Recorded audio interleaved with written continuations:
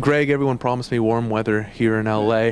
You guys rave about how great it is all the time. All we've wound up with is rain this whole time. But I was thinking, looking back, and you were drafted to LA 20 years ago now in that first initial draft. Can you relate at all to what these guys are going through, or maybe how everything's evolved? Yeah, I can relate to sort of the stress of the weekend, and that was the first ever draft. And for me, I wasn't sure whether I would get drafted, not get drafted.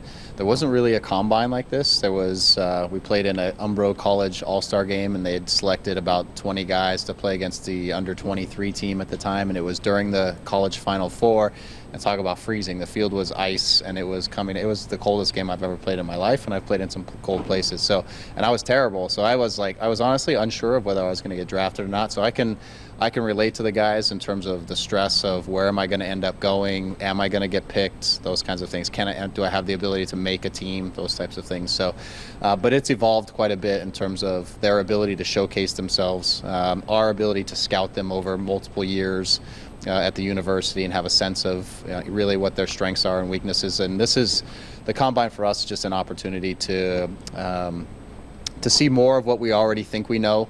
Maybe a few guys who we're not aware of, who kind of click a light bulb on, who do some things and you recognize that their intentions of the game are correct as well. And so, but nobody really sets the world on fire here, or changes anybody's real opinion of things in the grand scheme of things. But it's become much easier, I think, to have this final look when they bring everybody together. And I know Jack Dodd and the whole scouting staff do a great job compiling that information for you guys on a regular basis. And you guys met before even coming to LA in Toronto. Did you find that watching these games here that things made your job easier because it's what you expected, or maybe a little bit tougher because there was a couple surprises?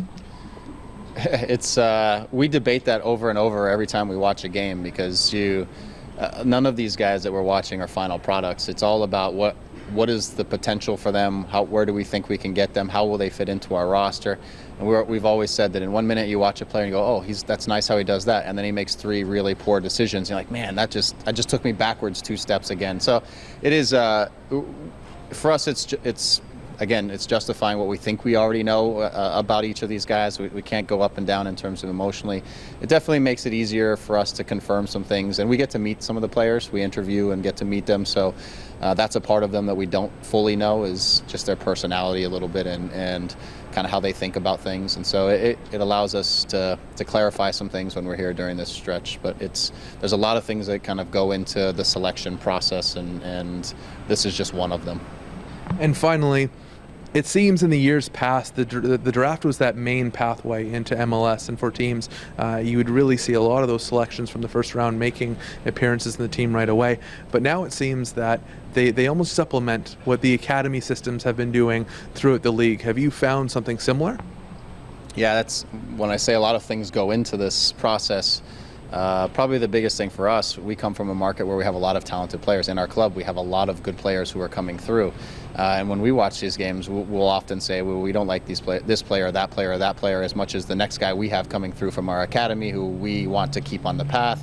And so sometimes we're ruling out a lot of guys just based on we don't think they're necessarily any better than the guys that we have coming, who might even be 2 or 3 or 4 years younger than some of these players. And so, I think for us, especially given the market we're in and the setup that we have and the things that we're doing, we give our academy guys priority, and that they are the guys who have the spots, the ability to take ownership of spots coming through our process. And our goal is to not to select anyone who we think is going to limit the ability of our players to come through. And because we have such a good group, we believe in it, which makes this process in some ways harder, because we don't draft until 21, but at 21, 26, 27 is, can you find a guy who is better or different than something that we already have coming through our academy? And it's actually not easy. And I think it's a tribute to all of the clubs, especially in Toronto, that we are getting better at what we do and bringing players along.